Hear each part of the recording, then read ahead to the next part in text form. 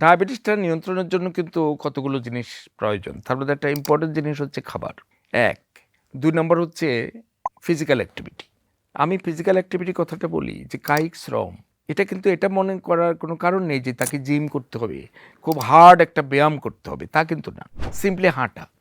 এই হাঁটাটা যদি ৩০ মিনিটও হয় এবং সপ্তাহে প্রতিদিন না হলে অন্তত ৫ দিনও যদি হয়, এটাও কিন্তু অনেক উপকারী। ডায়াবেটিস রোগীরা যখন রোজা রাখবে তখন তারা এই ফিজিক্যাল অ্যাক্টিভিটিটা করবে কিনা, আমরা যে অ্যাডভাইসটা দেই সেটা হলো ইফতারের পর তো দেখা যাচ্ছে তার আবার এশার নামাজ, তারাবির নামাজ, এতে কিন্তু বেশ কায়িক শ্রম হয়। তো রোজার এই সময়টা কিন্তু ডায়াবেটিস রোগীদেরকে আমরা এই ফিজিক্যাল অ্যাক্টিভিটি করতে মানা করি।